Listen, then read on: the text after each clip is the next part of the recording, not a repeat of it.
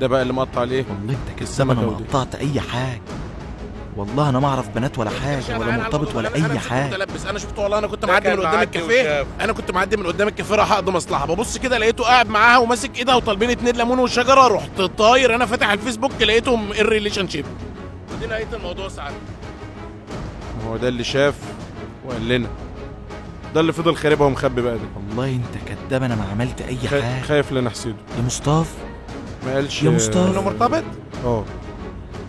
واتحايلت عليه يشوف له واحده صاحبتها، ما رضيش برضه. طب واتاكدتوا ازاي؟ عرفنا بقى اما رنت عليه. كان مسجلها ايه؟ مايورلي. وجنبها قلبين؟ يعني كلكم سنجل، امال مين بقى المرتبط؟ يوسف. والله كذاب، والله انت كذاب. انا يا ابني مرتبط؟ والله اعرف اي بنات يا ابني، قول الصراحه. دي صراحه ربنا. والله ما اعرف ستات غير امي، ده انا بتكسف من التاء المربوط. طب ما تقول لنا بتشقطهم ازاي بقى عشان اصحابك يستفيدوا من خبراتك يعني ويتعلموا منك. انا ما شقطتش اي حاجه. امال مين اللي اتبعت له قرود مغمضه وحبيبه اشطر كتكوت؟ وايه اللي كتكوت وانا اعرف كتاكيت؟ والله عمري شفتها. مين اللي مسكناه بيقاب؟ انا اصلا نتفليكس وواخد اعفاء من الجيش. انا تهت منكم بصراحه. انا بقيتش فاهمه حاجه. ده اللي مرتبط واللي ورايا ده مفركش ودوت بيكراش على واحده من تانية ابتدائي وما قالهاش، ودوت راجل على باب الله عايز يتجوز امينه خليل. ملوش دعوه.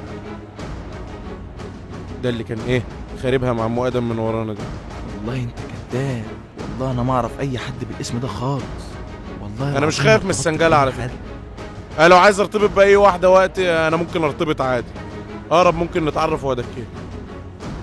انا مش فارقه معايا عشان ما لقيتش واحده بنت تقول لي يا بيبي. كل ما اجي اكلم واحده فيهم تقول لي انت زي اخويا يا حماد.